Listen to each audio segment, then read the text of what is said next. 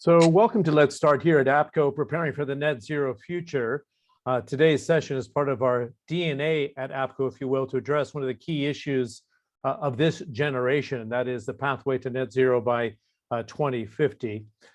It is part of our common vernacular, if you will, but what does it mean in practice for governments, international governmental organizations, and very importantly, for companies? So I'm John Defteris, I'm your moderator today, and I'm joined by Heather McGeary, the Global Lead for Climate and Sustainability, Nicholas Labuschagne, who's the Senior Director of the Middle East and North Africa based in Cape Town, and Tim Walmsley, like me, is a Senior Advisor also for the MENA region. It's great to have you. This is particularly important because, of course, we have the event of COP27 taking place in Sharm el-Sheikh in Egypt in November of this year, and then 1 year later for the host nation, the UAE, and the implications of that, the balance. There's so many issues to discuss, including the march to deal with climate change, but also access around the world to power. I was just in Egypt chairing an event for the Ministry of Petroleum and Energy, which included the Ministry of Environment, discussing access to some 750 million people around the world that don't have daily access to electricity, 600 million, about that number, in the continent of Africa. So let's start with the very big event that's going to be coming up in Dubai at the end of this month, and that, of course, or at the end of March, is MENA Climate Week. Let's bring in Heather McGeary and discuss why this is particularly important in terms of the lead up to COP27, and then what we should look up to and forward to, Heather, to COP28. How do you see MENA Climate Week to start? Thanks, John. I think that what is really important about MENA Climate Week that's coming up at the end of the month is that it's really an opportunity for us to gather internationally and then regionally in the Middle East, where the next, we're in two climate conferences, COP28, the climate conference will be held, and to really take stock of where have we gotten to since the flurry of pledges, and that we got to quite a significant agreements on certain issues on the Paris Agreement, including establishing international carbon markets, getting to an understanding around where we are in loss and damage. And so what this is an opportunity to establish the Middle East as leaders in this space, and also for the private sector to start to talk about what their concrete plans are. There were many pledges from all areas of finance, private finance, public sector finance, so to start talking about what the approach is for the next 2 years. And as we look towards COP27 in Egypt, I think we're really looking at countries and the private sector to really talk about what they're going to be doing on mitigation, adaptation, and finance. And I think just lastly, for COP27, and COP28, what is the role of youth? Because when we left Glasgow, COP26, that was really critical piece of how are we bringing in youth and Indigenous communities.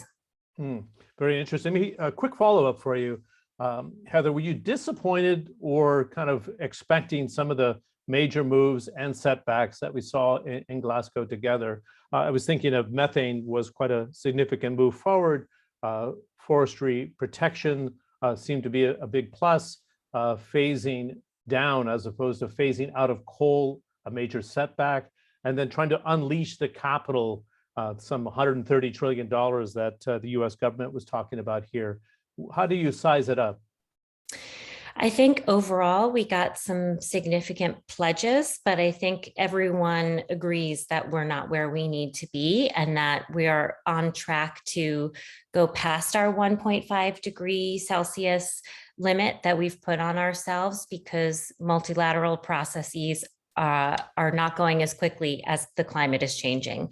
And so while all of these pledges are very helpful, particularly as you say, John, on methane and forests, we still need to make sure that there are national and subnational policies that are not only in place, but that they're actually in practice. And I think that that's where right now there's a really big gap. And I think also making sure that the developed countries, the G20 countries, are filling financial coffers to help the developing nations on their adaptation and mitigation strategies. Okay, And we have thanks for not that. seen that yet. Yeah, thanks for that, Heather. We just remind those that are joining us for this APCO discussion on the pathway to net zero by 2050. We have a chat room here, so if you have any questions, please put them into the chat room. They're going to be shared with this group in our WhatsApp group that we have internally. Just state the country that you're messaging from, your name and your organization, so we can get a sense of the key priorities for you in the year ahead. Nick Labuschagne, Heather brought up some interesting points here about the pledges that were made and then the task that is ahead. It's quite shocking because I remember both the International Energy Agency in Paris and the IRENA based in Abu Dhabi put out targets of, say, $130 trillion needed to cap global warming at 1.5 degrees centigrade by 2050. That averages about $3.5 to $4 trillion a year. Then we saw a report from McKinsey suggesting you need about $9 trillion a year. Coming out of a pandemic, and then prior to that, the global financial crisis between 2008 and 2010, that seems like a very steep hill. And as Heather's alluding to here, getting the international government organizations to work together with the governments themselves in the private sector seems to be an enormous task, and we're moving slowly. John, yeah, look, the numbers are actually quite scary. There are really four numbers that we need to remember to put all of this into context. And let me start with the bottom. We'll go up exponentially from there. The first one is zero, and that's 0 tons in terms of the amount of net carbon dioxide we need to emit to give us a 55 to 65% probability of reaching the 1.5 degrees centigrade. Now, there's not a 100% probability, that's only about a 60% probability. So remember that these figures are not hard and fast. The second one is 10, and that's 10 years that we have to get all of our policies and our regulations in place so that we are actually in the game and we're starting to do something about this. We don't have time to talk and negotiate any longer.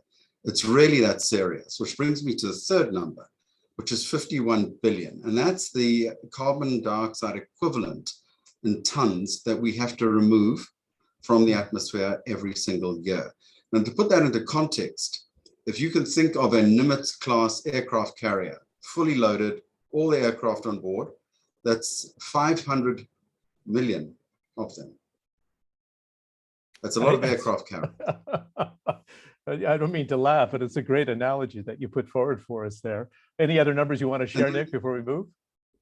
Yeah, and then the last number really is what you talked about, the McKinsey number of 9.1 trillion. And to put that into context, that is double the annual gross national product of an economy like Germany. And that's in addition to what is being spent in the global GDP. So these numbers are mind-boggling. Indeed, and there seems to be a mismatch here because we talk about contributions to the developing world, $100 billion a year. We haven't hit that target. And then you scale up and say we need at least 3 trillion, if not more, if you follow the McKinsey report, to deal to $9 trillion. So it's enormous. Let's bring you in, Tim, and discuss why businesses, particularly in the Middle East and North Africa, should be focusing on this challenge, but also this opportunity, and the role of the PPPs here, the public-private partnerships. It sounds almost kind of fuzzy, if you will. How do you get those to move fast enough to deal with the challenge that both Heather and Nick were talking about, Tim? Absolutely. Well, I mean, essentially, if you go from 51 billion to zero, you need to zero everything. And by zeroing everything, we mean the way you generate power, the way we move around, the way we live, the way we eat, how we have fun. So that is a vast undertaking. And so from an opportunity perspective, there's obviously, I guess, there's kind of way out opportunities, which is technology that hasn't been invented yet. So that might be hydrogen, or it might be citywide storage for solar-based power. So you've got both working there. And essentially, if you remember, the UAE has a colossal carbon footprint. I mean, it's not far off the US in terms of how much we emit per person. And the government is catching up with green agendas. They're catching up from a capital markets perspective with, I know UAE and ADGM are moving forward there, and right down to waste management and waste management directives, which link to some of the big systems which generate carbon across there. So companies somehow, on a very granular basis, have to find their role within this system. And I think that's a huge challenge when you're trying, it's hard to run a company anyway, hard to turn a profit. You basically, now you have to look at this, is this a compliance thing? Is this a growth thing? So I think if you've got the spectrum from compliance to growth, yes, I think companies can comply and they should comply, and governments will make sure they will comply. And there's a lot more regulation coming down the pipes. And it's going to be, from a company perspective, it's going to be steadily harder to operate, because people are going to ask you for more data about what you're doing. There is here, one of the big things that companies can do is look at their culture of disclosure. Companies here do not disclose. I've been involved in a Emirate-wide, UAE-wide project. We're trying to gather data on a number of about 36 indicators in the environment, social and governance perspective area. And really, to be honest, during the project, we tried to reach something over 15,000 companies. Under just over 100 responded, and of those, the complete responses that came through were relatively few. So there's a culture of disclosure, sharing of data, and this to begin to work towards these opportunities. And then there's this idea of working together collectively. I think the UAE and Saudi, to agree, have big government. Big government works very closely with the state sector. Some people think it kind of narrows the private sector opportunities. But in the case of net zero and the pathway to net zero, deciding how you are going to change everything, which part you play in that transition, I think it will enable companies to come together. It will enable companies to be close to government policy, and it will enable those companies to begin to understand the areas for growth, whether it's cloud computing or AI to solve complex problems, whether it's shifting consumers into non-meat products. Remember, cows belch and fart tons of methane into the atmosphere. It's not just carbon. Or whether it's really looking at carbon capture, which for a hydrocarbon producing economy is a mega area. I mean, we're a low carbon producer in the UAE. We still need to capture a lot of that carbon and do something with it, and reduce those emissions. So there's a lot of opportunities, but it really starts with some of this very granular level understanding compliance and sharing data and giving data. And that is, it's a hard start, but we've got 21 months till COP28. I'm sure the UAE will push a lot faster down the road till then. 28 years till 2050. So things have to change quite fast. Okay, very good. I just want to remind those that are participating that we have the chat room here. Please put in your questions for this expert group of panelists that we've assembled here at APCO. Let us know your name and the country that you're joining us from, so we can kind of hone in on that in our responses. Tim, a quick follow-up to you before I bring Heather back in. What is the role of APCO in this process here? Because you say there's a marketing and communications effort, public affairs, but the companies themselves, the chief executives and that core group in the C-suite have to worry about growth. What is the role as you see it today? Yeah, I think the role of people like us really is to, you need a transition in mindset, basically, from the compliance and fixed mindset to a growth mindset. And that really is, compliance mindset is governed by shareholder interest fundamentally, and the growth mindset is governed by stakeholder interest. As communicators and communications teams within companies, it's one of the few spaces within a company where all the stakeholders, you can see all of the stakeholders in the round. It's where we represent, our privileges to represent stakeholders. So we start at the StratCom level by thinking from a stakeholder perspective, looking at materiality, what is important to whom, how does that affect your growth path, how does that affect your journey, and then which stakeholders are likely to either be a brake on your growth or an accelerator for your growth. So we bring a lot of that stakeholder sensitivity to the process. And also at our kind of upper end of consultancy, we blend technical consultancy with marketing communications thinking so that we can create the change and support the change and communicate the change, whether it's internally or externally. So I think that's our role. We have to basically grease and lube the system to make sure the system changes. Okay, very, very good. Heather, let's bring you back in. I wanted to get a sense on the bigger picture. What is a credible plan going forward coming out of COP27, leapfrogging to 28? And you want to address this issue that I brought up in my opening remarks, and that is dealing with the challenge of climate change, but also the issue of access, which I know Egypt is very concerned about on the African continent. Yeah, I think it's a very difficult situation that a lot of emerging economies find themselves in, particularly ones that may have just recently found oil and gas reserves like Egypt, and struggling with this issue around how do we also provide power to citizens who might not have it.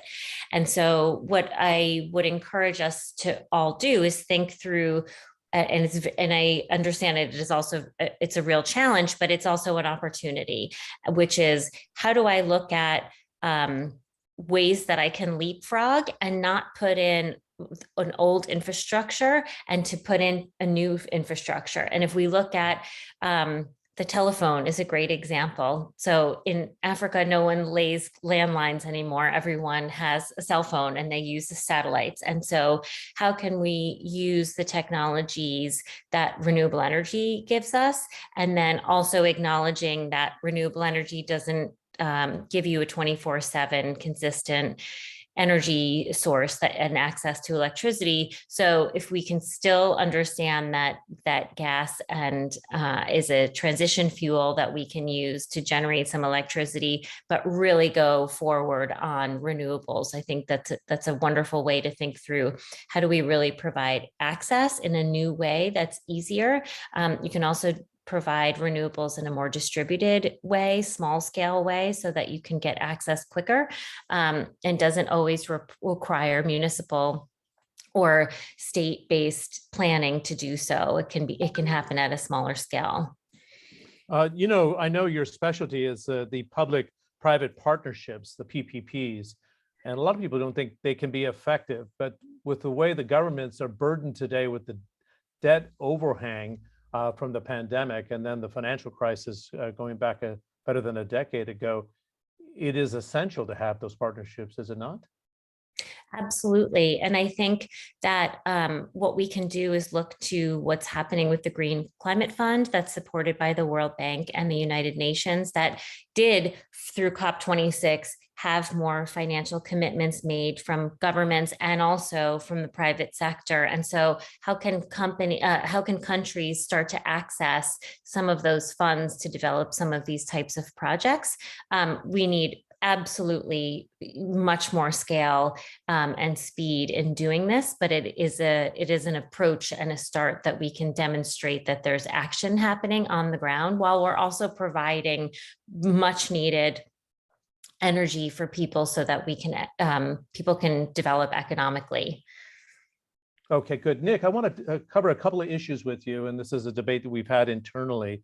The fit for purpose of the international government organizations built out of the ashes of World War II, right? The Bretton Woods institutions, they don't seem to be fit for the 21st century. And it makes it very difficult for the private sector to intersect with the major institutions, the IMF, the World Bank, the regional development funds, et cetera, the United Nations even. Do you think that's an enormous challenge standing in the way of the climate challenge that we face today?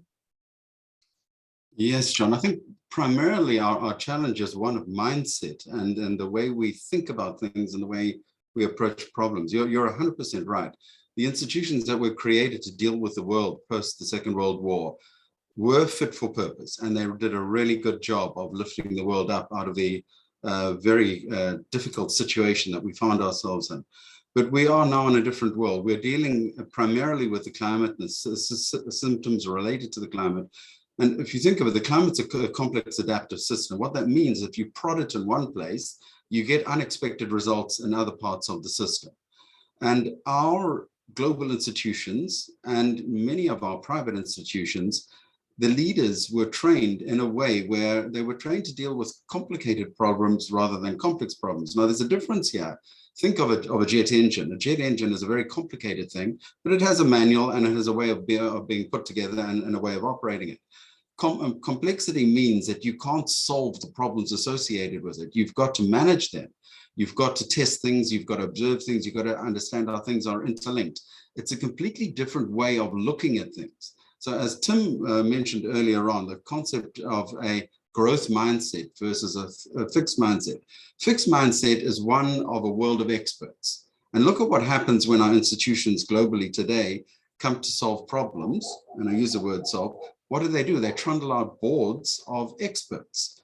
And these guys and ladies have very, very deep expertise in very narrow fields. What we need are a combination of those people, but people who can deal with ambiguity, people who can deal with situations changing rapidly and being able to adapt to them. So very much a case of us needing to change the way we think if we want to be able to manage these kinds of problems that we're facing. Good. I'll bring Tim in to comment about that, but I wanted to ask a follow-up to you, Nick. We saw Ursula von der Leyen, the head of the European Union, go down to Senegal over the last couple of weeks and say, we would rather have you not invest, to a point that Heather was bringing up earlier, in your new natural gas deposits, which by EU standards is a transition fuel. And I chair a lot of energy events around the world. Senegal, Mozambique, Tanzania have all found major deposits here. And they say, we don't even have access to electricity on a regular basis. Why are you asking us not to develop these deposits if we're responsible for less than 2% of the carbon bank today? What's your perspective from Cape Town, looking north here to Egypt for the planning of COP27 and this issue specifically? I think this is all about equity and justice. At the end of the day, you cannot force those poorer or developing economies that are only now starting to see the benefit of the extraction of some of their energy raw materials. You cannot tell them that they cannot invest in those. How can you tell people that they cannot use refrigerators, or they cannot drive their cars, or they cannot fly? There has to be some kind of equity. And really, when we look at the developed economies of the world, they have been primarily responsible for the situation we find ourselves in. And there will have to be some negotiation where there is a spreading of resources in terms of investment in some means to be able to come to a net zero solution. We can't expect these economies to suffer as a result of what the rest of the world has done. Okay, Tim, let's get a drill into the Middle East and North Africa after getting Nick's thoughts on the African continent itself. And that is, what are the non-governmental stakeholders in the region expecting to see from businesses themselves in terms of transparency, in terms of providing solutions, coming up with the moonshot innovations that we need for this challenge? Yeah, I think from business, from non-governmental perspective, it's quite interesting when you start talking about PPPs, because here we've got these state-owned enterprises which play a very important role in development economy. And I think they're interesting because they have a foot in the private sector and a foot in the government sector. And they have a great opportunity to set the tone. And if you look at people like Badler, their ethics policy, which is about shared values, which is going to drive the collective action that Nick is talking about, then I think they can deliver outsized solutions from a UAE basis. So you can have that degree of not necessarily of innovation, but certainly of leadership. And I think they can represent private sector interest to policymakers. So in the Ministry of Industry and Advanced Technology, there's an industry council where these people sit, because that's all about concert. So you get concert of private and public sector. So I think that can work. Importantly, they can really work at scale for investment in new or untried technologies. And we've seen, I keep mentioning hydrogen. Hydrogen is a common theme across Saudi and the UAE.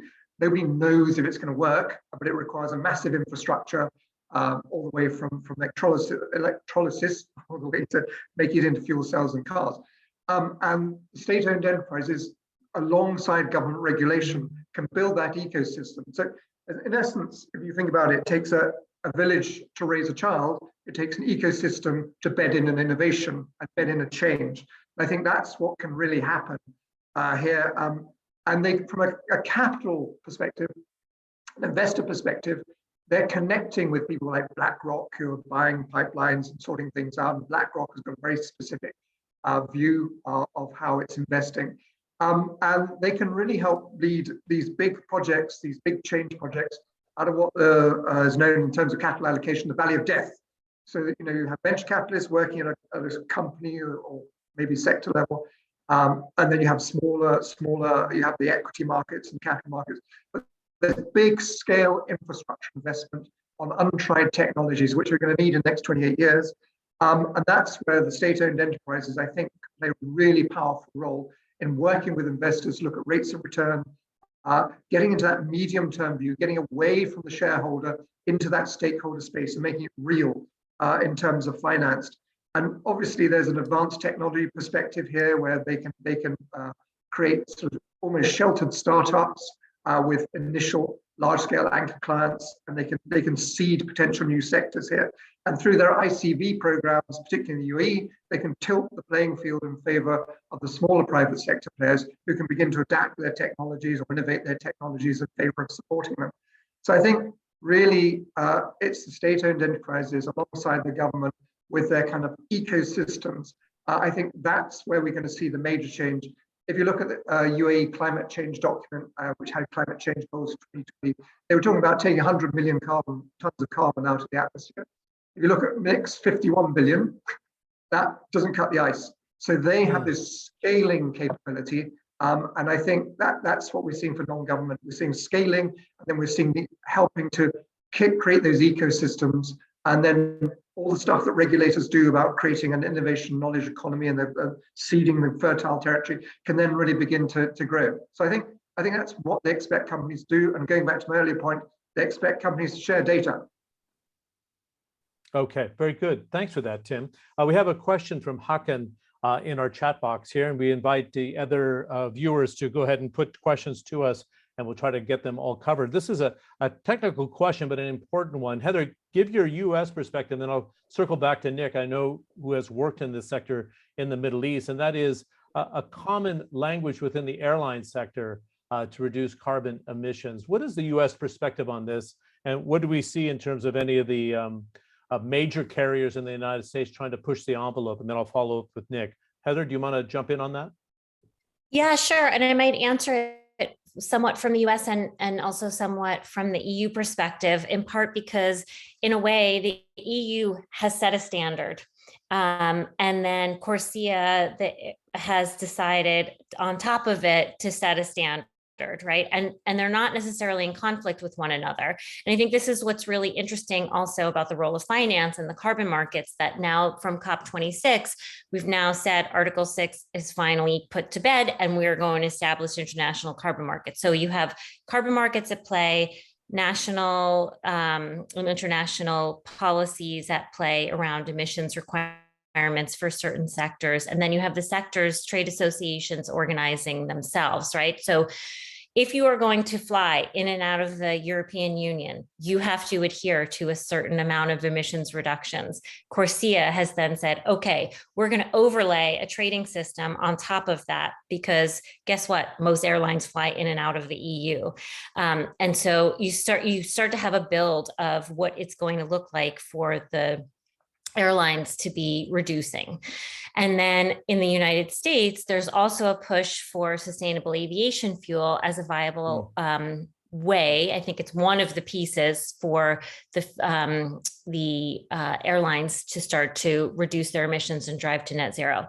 Right now, sustainable aviation fuel is available. So United Airlines has made a significant commitment to purchase sustainable aviation fuel. I think other airlines are right behind them, but it's not, we don't have the scale yet for sustainable aviation fuel for every airline to start to use that. And so this is where using carbon markets can be really helpful. So if you can set up a market that has high quality carbon offsets as a viable option, you can start to use a number of different building blocks so that you can reduce emissions as an airline and use the offsets until we find that technology that Tim was talking about before, which is we don't have all the technologies yet.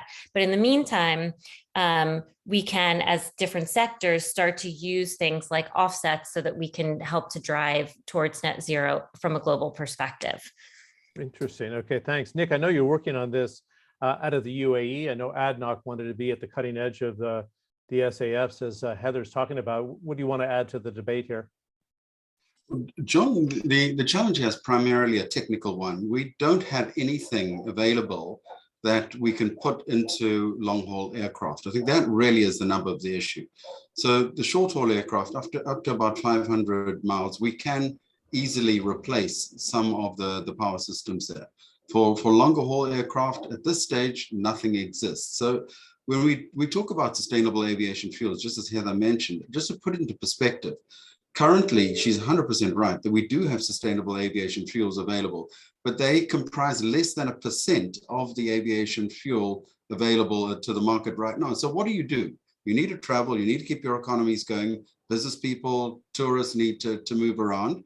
We can't stop flying. So the decision is, well, if we still have to use fossil fuel, aviation fuel, why don't we plumb for what we call low carbon aviation fuel, which is really aviation fuel which is derived from a process that starts with low carbon extraction all the way through the beneficiation process, right through to insertion at the wing of the aircraft.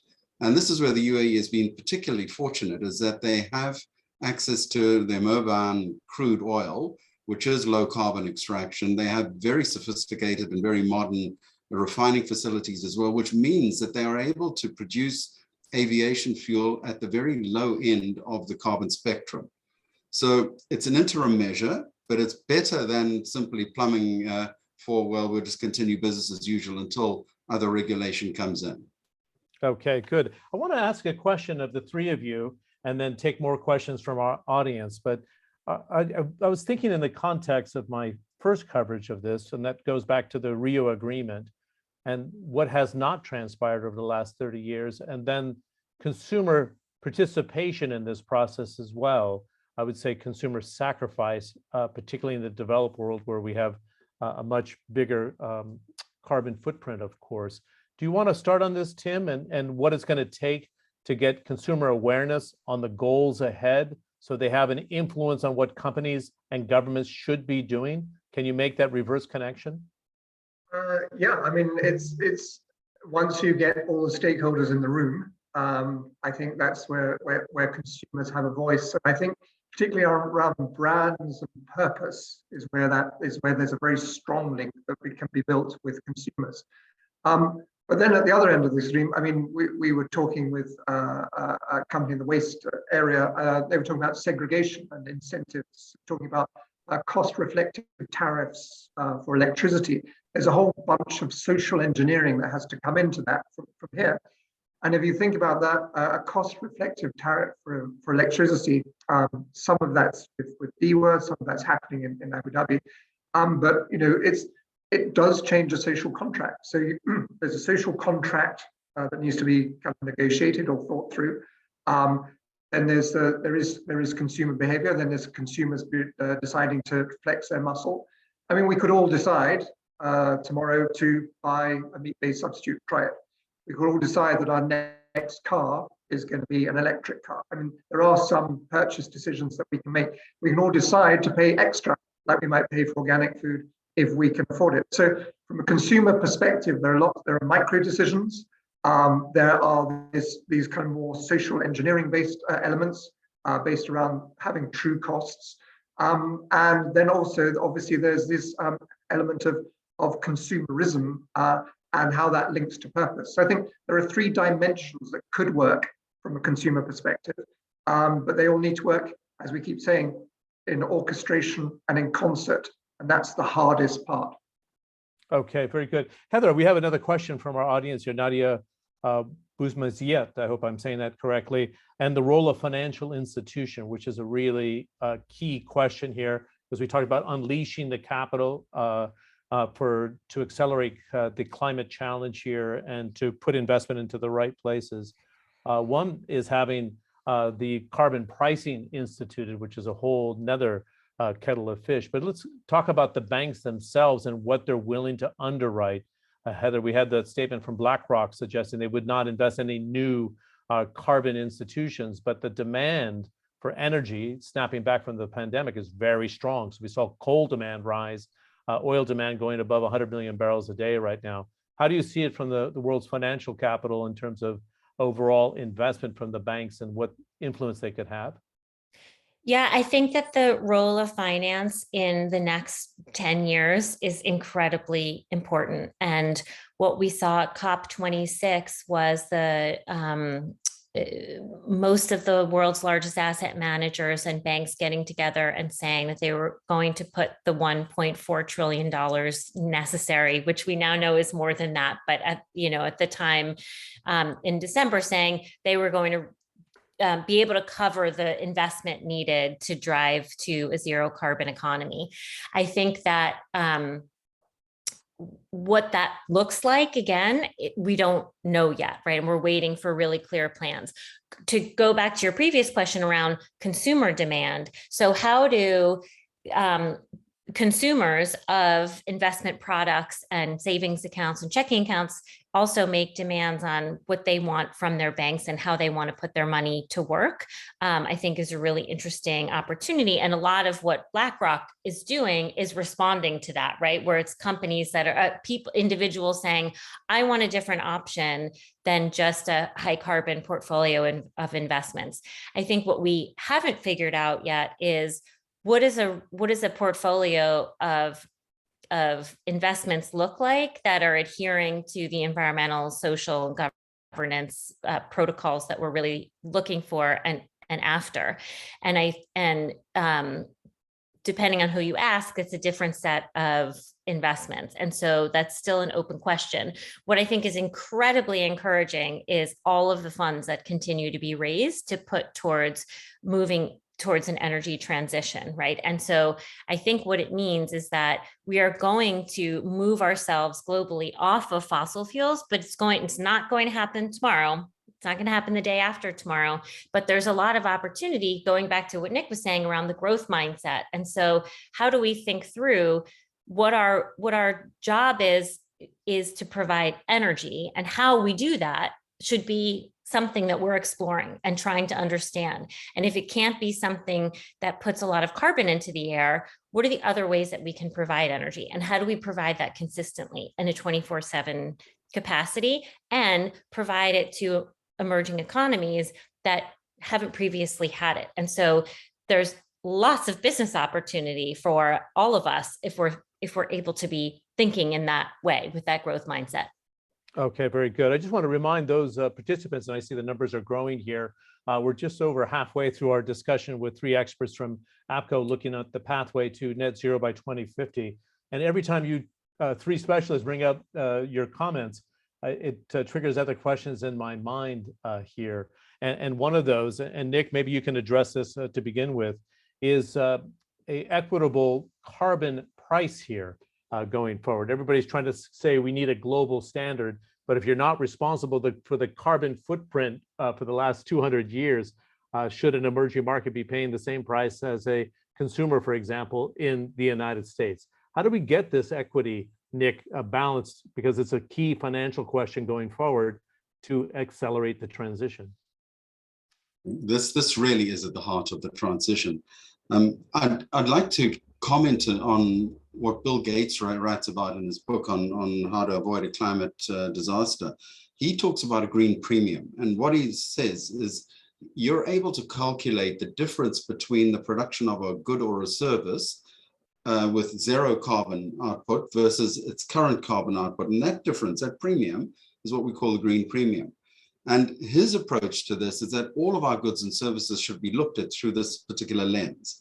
What this does is then gives you a clear idea of what you are in for in terms of investing or paying extra. Tim commented about the premium. Let's say you want to go and buy goods in a shop and they are rated at zero carbon. You will at this stage pay more than you would pay for regular products and services. What we need to do is to have a look at calculating the green premium, but also enforcing the externalization of costs onto what people are currently producing right now. Most industries, the impact on the rest of the biosphere and on society is not being calculated. So once we have things that we can compare with, then I think we're on a firm footing to be able to create what would be an equitable carbon price, which will then allow the financial markets to kick in, because what they need is a fair standard. They need something that everybody can agree on, as a starting point in order to develop the instruments that we will need to release this 9.1 trillion capital to invest in the markets. Okay, Heather, I wanted to get your views on this, and then I'll have Tim chime in right off the back of it on getting the national commitments aligned. And so Nick addressed this idea of carbon pricing and how do we come up with a global standard or regional standard or developing world standard vis-a-vis the developed world. Can we get national alignments and commitments pulled together in COP27 and COP28 at a more accelerated timeline? I think the frustration for any of us that have been in this arena, and in my case, for 30 years covering energy, is that the actions are too slow for the challenge. We're just not very good medium-term planners as governments today. How do you see it, Heather? Yeah, I think that's a great question and concern. And so the nationally determined contributions were designed specifically so that there's not just one blanket rule for what countries need to reduce, but that depending on essentially what you've spent already is now what you have to save, and you have to do it more aggressively. We just had the ratchet of the NDCs. And then when we look at COP28 that's going to happen in 21 months from now, that's when we have what's called the global stock take, which is where we're going to be tracking progress. If anyone's been reading any of the reports that have come out recently, we're woefully behind on delivering on those promises. And I think a lot of that has fallen on the private sector to deliver a lot of the change, because it's been so hard for policy to come into play. And I think that we don't want to fall into a neoliberal trap of, well, if companies can't deliver on it, then we're nowhere. And I think what companies really need is that really strong policy signal so that they can do their medium and long-term planning. And I think they're getting some of that from investors in the financial sector, but that's not enough. And I think what we're also starting to see is the regulatory environment is getting a lot stricter around climate issues, but we need to just see incentives and put in place and clear rules put in place from a legislative perspective for countries. And then just the last thing I'll say, to echo what's been said before, is the role of public-private partnerships and companies that are also state-owned is that fusion is actually, in some ways, to make a decision and then to act on it is one and the same. And so I think there's a real opportunity for the region and the UAE to really lead on how can some companies make some decisions that are part of policy and act on them and really demonstrate leadership in that way. And I think that would be amazing to see that. Okay, very good. Tim, this is an enormous challenge. How do we make net zero something that the global consumer can embrace? And let's get a perspective from the Middle East and North Africa, where you're sitting. Egypt has its priorities on access because it's a big issue for a population of nearly 120 million consumers. I talked about access for Africa being so important, over 500 million that don't have access right now. But how do we have consumers say, this is the challenge of our generation, and we want our governments to do a lot more at a faster pace? I think consumers have asked for change in different spheres, and they haven't really seen it. So if you think about socio-political change. So I think it's really hard from a consumer perspective to ask governments for that to change a rate which obviously governments are uncomfortable with. So I think that the key is and we've talked about all these market mechanisms and levers. So there's incentivization around certain areas, whether it's waste segregation, whether it's actually paying a carbon premium as opposed to a green premium, so pricing carbon in. I think so. These are the sort of things that are going to happen. And I think if you look at electrification in the West, for example, that was driven by subsidies. If you look at rural America, electrification there was driven by subsidies.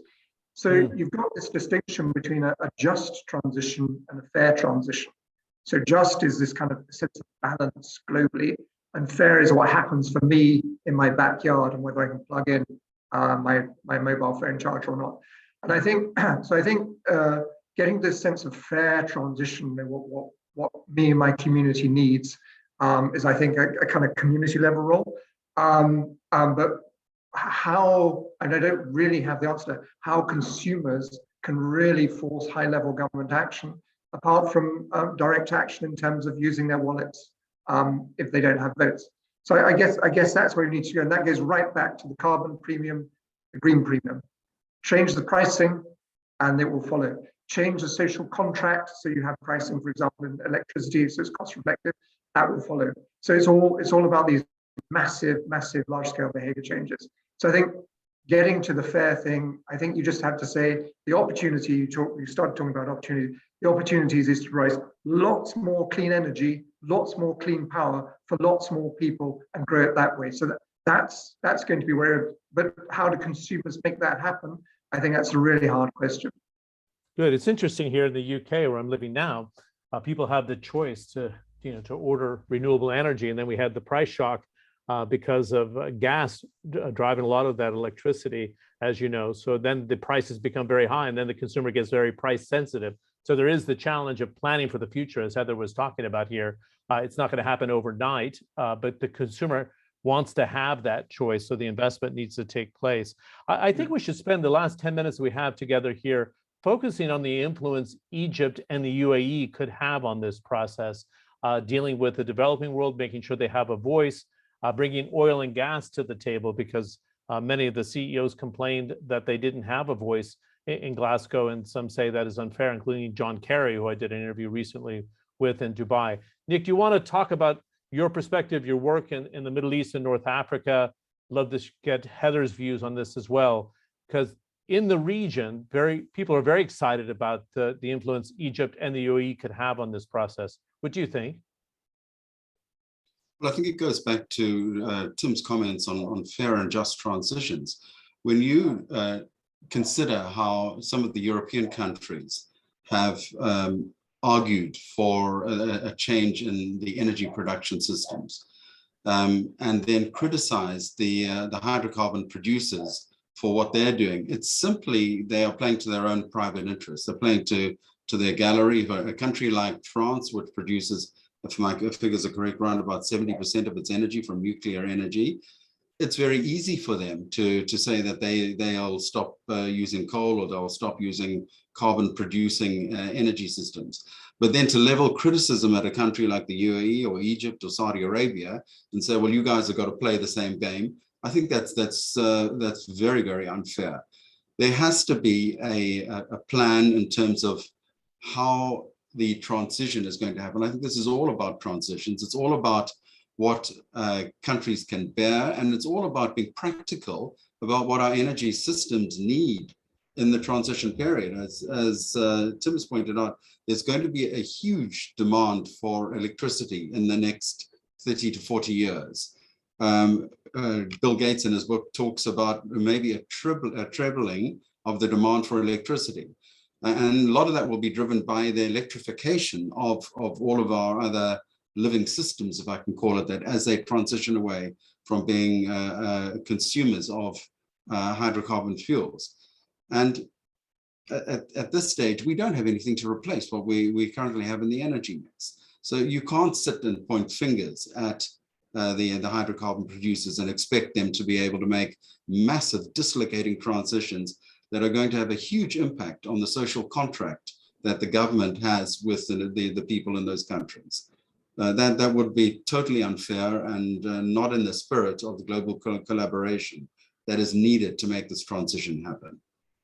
Good. Heather, you're going to be in Dubai, and so will I at the Climate Week. What are you going to be listening for here in terms of movements after COP26 and going into 27 in Egypt and 28 in the UAE? I think I'm going to be listening for countries making decisions and talking about what their plans are. So again, there were so many announcements and so many pledges made, both by governments, by the private sector, and public-private partnerships. And so what I think we need to see is, here's how we're going to do it. I think that COP26 was, here's what we are going to do, here's what we are committing to, and then 27 should be the lead up to, we should be hearing this year, here's how we are going to deliver on what we decided. And so I think we should definitely expect during COP27 and COP27 more informally around here's our tracking progress, and COP28 will really be the global stock take of here is how we are doing. And I think, again, an opportunity for global leadership is to be one of those countries that can say, this is what we said we were going to do. We said how we were going to do it, and we're doing it. Oh, it's a very clear roadmap. What did we learn, Tim, in your view, from this exercise that we see in Ukraine by Vladimir Putin? Even Donald Trump had talked about the overdependency of the European Union on natural gas coming in to Germany through Nord Stream 2. There's already Nord Stream 1, and what's often overlooked in the media, a series of other pipelines that feed into Europe from different corners of the region there. Eastern Mediterranean is a major play for potential natural gas development with prices this high today. Would that be an alarm bell to you to say we've been overly dependent on Russia? We need to look for other sources of natural gas, and another reason to accelerate the transition out of hydrocarbons? Yeah, I think it just shows, well, Nick talked about complexity. So, I don't know the model. I don't think anybody does that Putin has. But he's obviously calculated his cost-benefit analysis of going and annexing or re-annexing parts of Ukraine. But it just shows the complete interdependency. And I think it just shows also, that you have these very large-scale assets which run across borders. And essentially, those assets are based on sort of a hydrocarbon economy. When you have new assets like nuclear power, fission, fusion, you have hydrogen. It'll equally run across lines. So Germany was talking about building a hydrogen pipeline from Saudi to Germany. So I think number one, it's the same as not the same, but it's analogous to the supply chain shock when we have global extended supply chains through COVID. And it just goes back to energy mix, energy landscape, codependency, bad actors, their impact on what we can achieve. So from that perspective, yes, it should accelerate energy security at a national level where possible, using nationally based sources. At the same time, it should mean that when we do secure clean energy, and it's going to come from a small group of countries that can innovate because they're rich enough, smart enough, dense enough talent, that there will need to be some justice that comes through. There will be bad actors that try and pervert that course of justice, I guess. So we really have to sort out the codependency, the interdependency, and we really have to have an energy mix which operates at different levels of the grid. And we have to be very, very clear about what it means to have codependency for these very long supply lines. Okay, very good. Nick, I want to ask this question of you and then ask Heather to think about some closing thoughts for us, some food for thought going into MENA week. But Nick, you're a political specialist and I've known you for many, many years. The geopolitical risk of the energy transition is something that's come up in conversations I've had at various energy events and my energy coverage that I had for CNN. You have to think in the scope of Iraq or Iran, Libya, Nigeria, Angola, Venezuela, right? Because they're so dependent on hydrocarbons. And it seems that this is often overlooked when we have the discussions about the energy transition. But this is a real risk, right? And I'm sure both Egypt and the UAE have to be worried and put it on the agenda over the next 2 years. You're right, but I would look at the risk from even a level above that. I think if we don't make this transition, the impact of climate change on the countries at risk, when we're looking at the degree of dislocation in food production, the issues that are going to relate to lack of water, you think of South Asia and West Asia, we could see hundreds of millions of climate refugees moving across towards Europe. Now, look at what happened to Europe when less than 1 million Syrian refugees moved into Europe. It almost brought the continent politically to its knees.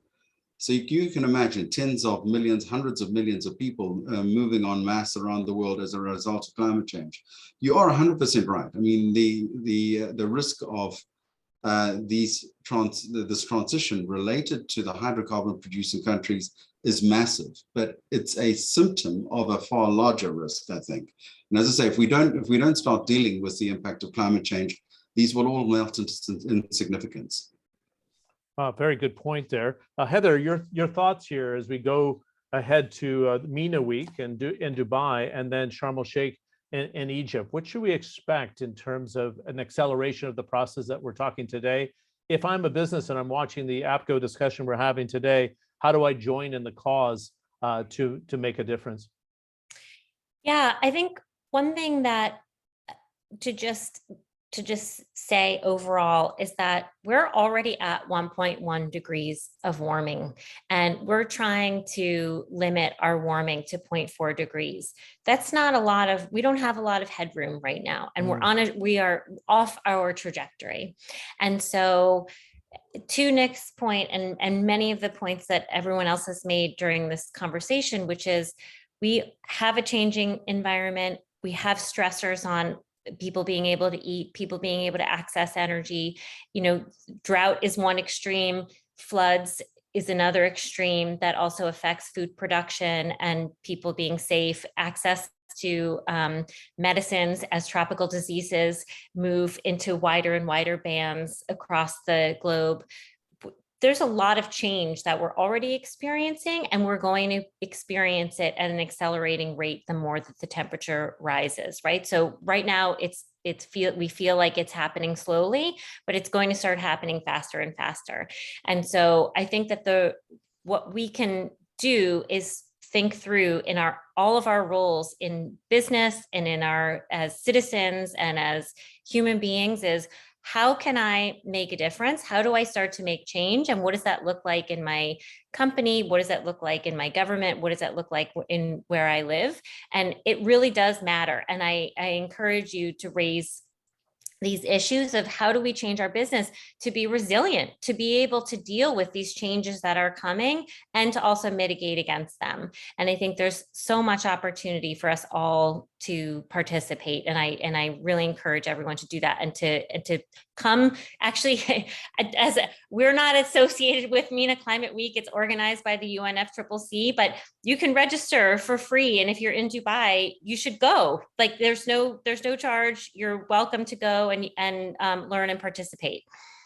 Good. I think that's the key word is participation at all levels. And you talked about the change. We've had 3 major storms in the last week in the UK.